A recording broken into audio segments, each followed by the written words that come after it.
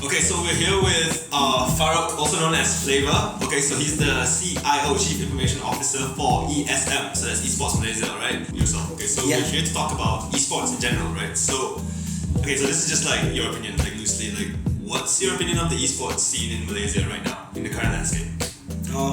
I like being brutally honest about this. Yes, everybody, when we talk about esports, right? Like casual, like a blanket. Like everybody keep talking about esports, it's big right now. Now people start. It's the next big thing and everything. It's like, come on guys, esports have been around for the longest time. It's been around even before 2010. But the thing is, back in the days, it was hard for those old esports athletes to push it forwards because you keep telling it's esports, it's professional, right? And the parents are like, no. This is video games. Like, let's be real, okay? But the problem is because recently, in 2018, our Minister of Youth and Sports, Muhammad Farouq, announced that esports is a sport, and he pushed it forward. He made it public. He made the announcements and everything like that. So. Everybody knowledge, esports is big. Late to the party, though. Yeah, it's new. It's like, no, it's not new. Come on, guys, let's stop lying to ourselves. It's like, you guys just because you guys just found out about it doesn't mean that it's new. It's been around for the longest time. So yeah, those are kind of like the hardships that we're actually going through in the esports scene. Okay, so you've not been at ESM for 5 years, but ESM has been around as an organization for 5 years, right? Yes, it's been around for 5 years. And what are some of the challenges that the ESM has faced in its 5-year journey, and what initiatives do you guys have in store to actually, move forward? Challenges. Let's try to share challenges that I go through with being part of ESM, right? Because let's be honest, I was not in ESM for the past 5 years. I've only just recently joined them, so I've already been around to close to 4 months already with them.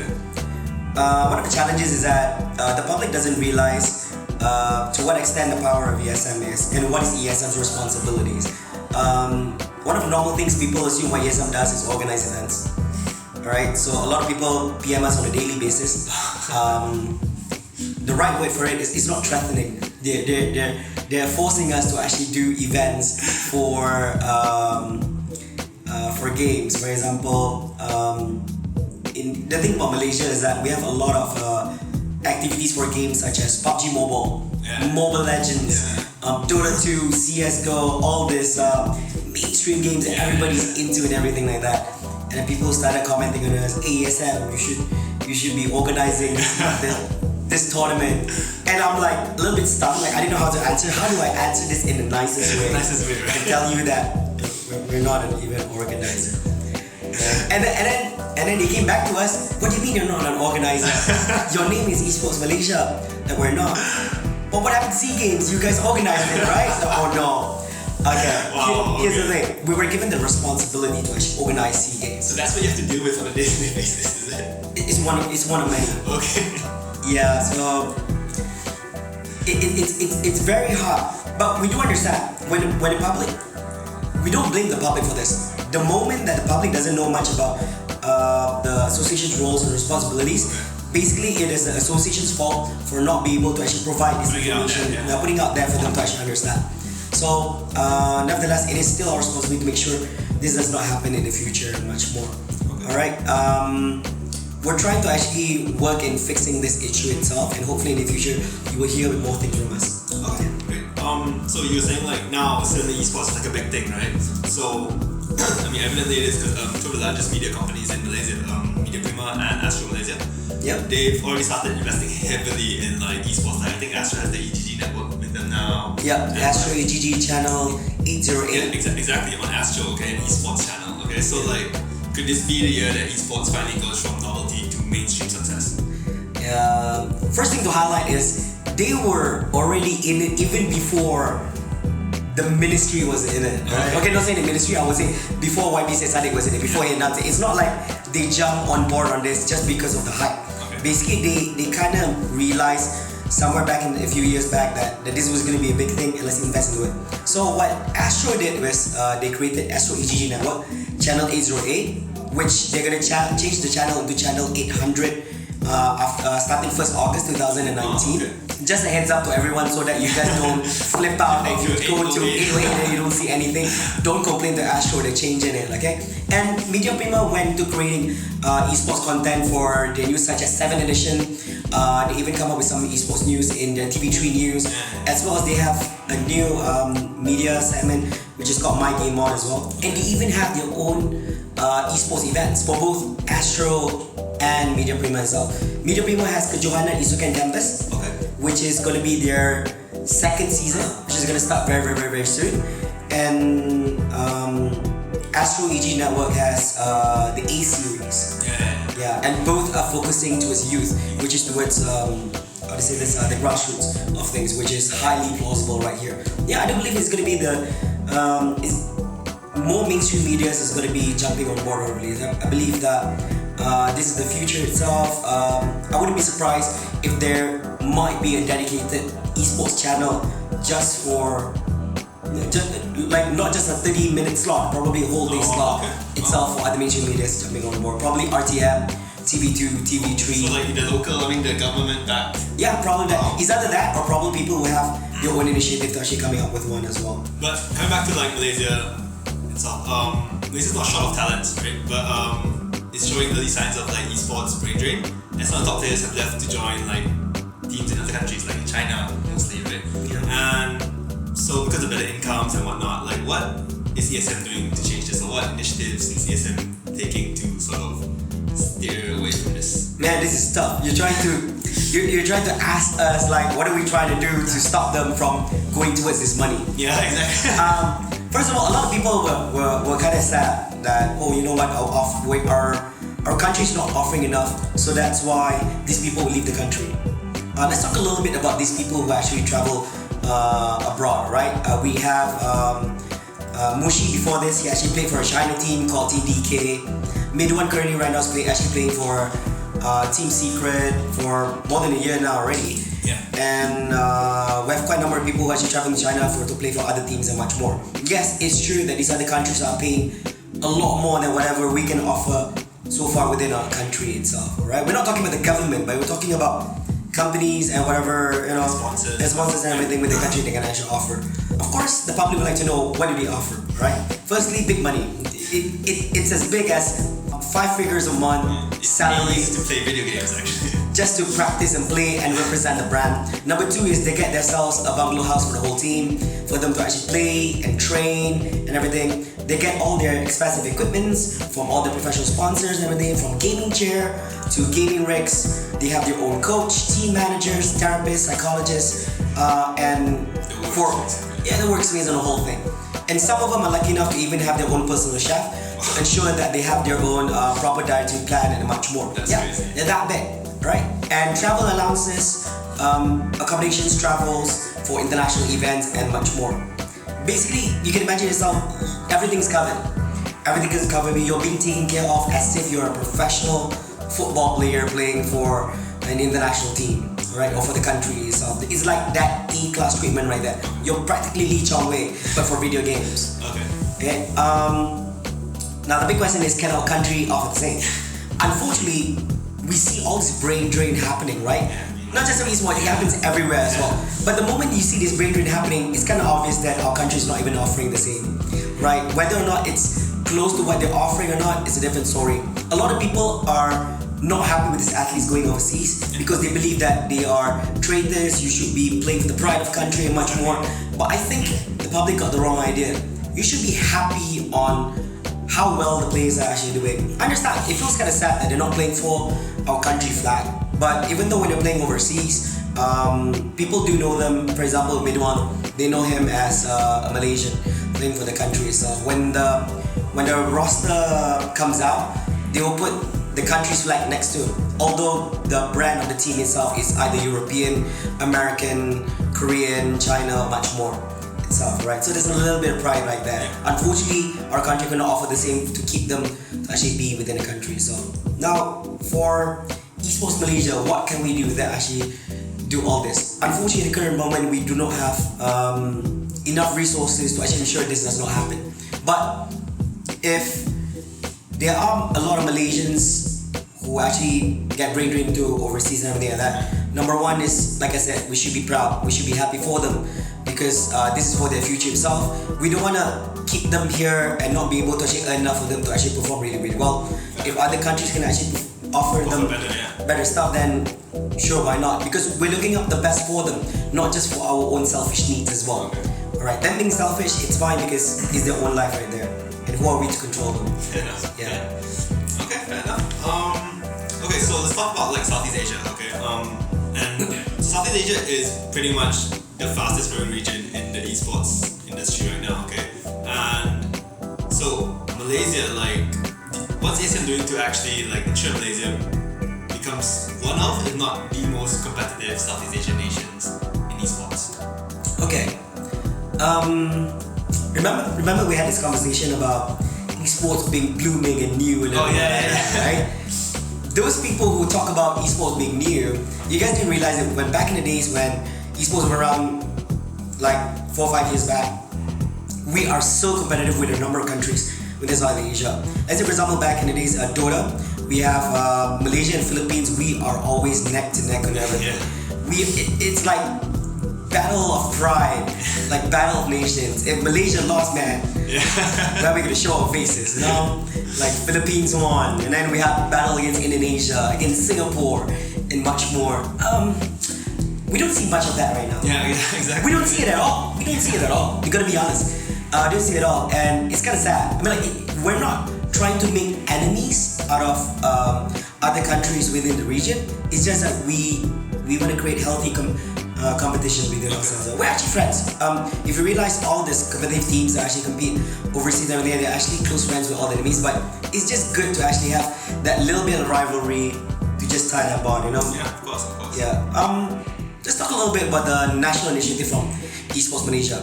How to bring back all this competitiveness bringing in, because people are it's going down. It's like slowly decreasing over time. A lot of people realize it as well. One of our main initiatives that we're going to launch very, very soon is the national ranking system. This national ranking system is actually a system where it's going to be applied to Malaysians only. First, we're going to start with Malaysia only. The reason being is because as a national association, I gotta love my own country first, rather than expanding to Southeast Asia. We're gonna start with our own country first, where we're gonna create a ranking system across all esports titles within the country itself. Wait, so just to cut you off, sorry, but is there like an age limit or age requirement for you to be ranked? No, there's no age limit. So far, we do not have that right now. It is a free for all. Initially, there was a plan to actually do a league for a national league, right? A national league. Not gonna tell you why I'm highly against the national league itself. The thing about doing a national league is you have to understand esports and sports are two different things. As much as there's sports right now, it's very different. The thing about esports is for any game title itself, it changes over time due to patches. We're talking about minor and major patches. Now, if we were to do a league will be, it can be either a month league, it could be 3 months league, it could be 6 months league, it could be a whole year league, right? Now, knowing esports, there's no such thing as a league across 3 months to 6 months to determine that particular team to become the number one team in the country itself. Like, let's say for example, I may have won first place for a league. It ended on June, but I'm not exactly number one right now in July just because I won in June. Exactly. It's because it's not enough to actually measure, because over time there was a new patch, probably a crap right now, because probably I was that good for the first 2 quarters of the year, because that patch is like my patch right there. Right? How you play. It favors me by style much more. So compared to a normal sport, the game doesn't change. If you play golf, you're probably gonna have better technology in the whole putter and everything like that, drivers. But everything more or less is the same. It's a concept. Just put the ball in the hole. The size of the hole doesn't shrink or expand in any way, and much more. Right now, since I already talked about it's impossible to actually have a 6-month league, let's talk about the whole year league to make sure that we can really evaluate. But do we really have that money and resources to actually do a whole year league? Alright? But that's not the main concern. Our main concern is not financial. Our main concern that if we were to do a whole year league, we would actually overshadow the private sectors. Okay. The thing about being a national level association is that our job is not to make things hard for others. Alright, our responsibility is to make sure that we are boosting esports within the country, but also assisting the both private and government sectors in whatever their agendas are in pushing esports forward itself. If we were to actually do a whole year league and not giving room to other entities to actually do esports events or activities in the country, basically it's you're not even actually boosting esports scene at all. Yeah, so it doesn't make sense right there. Plus, one of the main issues is that when you're a national association, you're not allowed to actually have favoritism when it comes to esports titles. Yeah, of course, yeah. Right. We have identified close to 15 esports game titles within the country. We're not talking about esports title which is famous, like PUBG Mobile, Mobile Legends and much more. We're talking about esports title that is currently being played out. But we do understand that some esports titles don't have enough activities, on a monthly basis or even a quarter basis itself. But we do acknowledge them and we don't want them to actually. You guys are actually exploring like the less popular esports titles. Like. Yeah, together. I mean, like we're not giving them face just because they're being less loved or being less organized. No, because of lack of activities. But we want to make sure that they are given equal attention as much as the others as well. So if we were to do a league, finance is really a problem if we were to cover all the esports titles itself. Right? We're not like a private sector where we get to choose. This year we want to do PUBG Mobile and Mobile Legends because they're famous. We can get numbers. We can't do that because the people from the VR, the fighting games community, the the AR and much more will be highly against us. FIFA and PES much more, they'll be highly against us now. You guys are only going for this because you guys want the numbers and all that. So we can't afford to actually do a league because we are unable to actually financially support number one, whole year league, number two, 15 game titles, which is highly impossible. Okay. Right, even with money. And plus, like I said, the biggest factor is that you're not doing everyone a favor as well. Yeah. Just look at there is no differentiation from ESM in regards to like mobile games and games. Like they're both under the same like umbrella, right? So you don't think of mobile games as less important than normal games or anything. No, I don't think so. I think PC games, mobile games, VR, console, even actual reality, because we currently have an initiative called Hado, which is being done by Hado Malaysia, and more other AR and VR games in there as well. I think there's no difference between them. It's just that there's just a lack of the activities for certain game titles. Because like some gamers are just like, mobile games are not real games. Like you guys should. Oh come on! Why would you want to like Mobile Legends on your phone? It's just I have a computer, like that kind of thing. Okay, here's the thing. Let's be honest. I don't play Mobile Legends. Okay. I didn't play during the start, right? My job requires me to play every single game to have a good understanding of how what is the concept of the game, what are the features, how's it played out, the systems, and much more. Alright, I'm a hardcore Dota 2 player, and I play a lot of fantasy as well, RPG games and much more. But that does not mean that I should be highly biased towards the game that I play with, right? I should give equal attention to all the other games right there. So just putting it out there, right there, it doesn't feel great when you belong to a community. Let's give an example, Beat Saber community. It doesn't feel great to be a minority compared to all these other bigger games. They have an understanding they cannot attract as much crowd as Mobile Legends and PUBG Mobile because it's easily accessible because of mobile gaming and much more. So you gotta be supportive of them as well. Give them a little bit of love as well because they're trying their level best in the scene. Going back to the national ranking system you mentioned earlier, so how exactly is it going to work? Remember just now I said that we shouldn't be doing a league, right? Yeah. So how does the ranking system going to be doing? Since we're not having events on our own. What we're going to do is that we're going to award these private events that it's actually been doing, where all the private sectors are doing amazing right now, right? They're still going to be doing their events, and we're going to be the ones who's going to be awarding the event as a rank event itself. So whatever result actually comes up from this event will contribute to the ranking system itself. Yeah. So that's how it's going to work right here. Basically, like I said, as a national association, we want to help everyone rather than just helping ourselves. I think that's the proper approach. Yeah, that's the proper approach. Okay, so as you guys probably know, the SEA Games is now they now award like medals for esports. Okay, so it's the first ever medal sport. First ever. Yeah, exactly, for esports. And so the selection tournaments are done and dusted. Okay. So it's done and dusted. Okay, so the boot camp is still scheduled to start in August, right? Like everything's right on schedule. Yeah, I mean we're expecting it to happen earliest in August itself. Okay, now. Yeah, why August? The thing about August is that the camp is August to December. You have August, September, October, November, December. Right, like it's minus December, so it's in November for practice. That's around 4 months. We did our research with other international professional teams, because apparently that the reason why you should only dedicate 3 to 4 months for a specific tournament is because there's no point for you to practice from January till December with that one specific team. Number one is you have to understand that that team might be undergoing different patches throughout the whole practice out.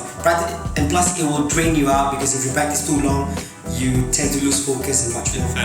Yeah, that's why most professional teams, if you do a little bit of research, is that certain international tournaments, they tend to not join because they're tired and they go on holidays. It's a weird thing. I mean, like, people realize that, wait, why didn't this team join? Where did they go? Yeah? Shouldn't they join every single big tournament? But for them, they're like, nope, they've already reached their objective. They won this tournament, they already focused for it. They got too tired because practicing, especially when it comes to video games, facing the computer on a daily basis for months and months and years, is a very, very tiring thing as well.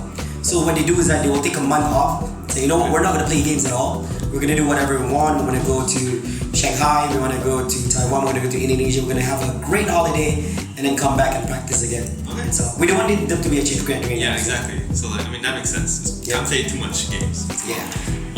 Okay, so Taiwan Excellence, right? They've organized their Esports Cup 2019. So why are tournaments such as the Taiwan Excellence Esports Cup so important to the esports scene in Malaysia? No, gotta say thanks to Taiwan Excellence for organizing the event in Malaysia itself, because number one, that's foreign investment right there, and we highly encourage, on behalf of Esports Malaysia, we highly encourage foreign investments into the country other than local investments. Number two, and knowing that it's an international tournament, we get the chance to pair up all our national esports athletes up against people from other countries as well. So you get to see how well we fare against people who are not from our country, because we don't wanna lahirkan jago kampung ni, you know? Like, we're really good in Malaysia, we feel great, we're number one.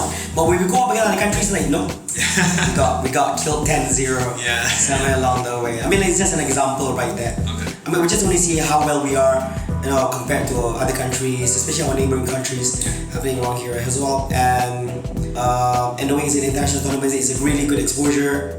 It's also an opportunity for us to actually train our local talents and upcoming professional manpower in the future as well, because people get the wrong idea. Just because Taiwan Excellence from Taiwan is actually doing an event in Malaysia, it's not that they're using all their Taiwan people up here as well. So they're training people in Malaysia to actually train to become part of the production teams, to become talent. You're gonna have professional MCs, professional hosts, commentators, upcoming and new, and plus this tournament is out and dedicated to a grassroots itself, to its inter-college students and much more, which is amazing. It's exactly what Esports Malaysia is trying to achieve. Okay, great. We have till 5. That's all the time we have. Thank you so much. You're welcome. Thank you so much. Very nice. Okay, so that's all for this interview. Stick around for more info. Tech Talk at 5 every Tuesday, 5 p.m. Ciao, guys.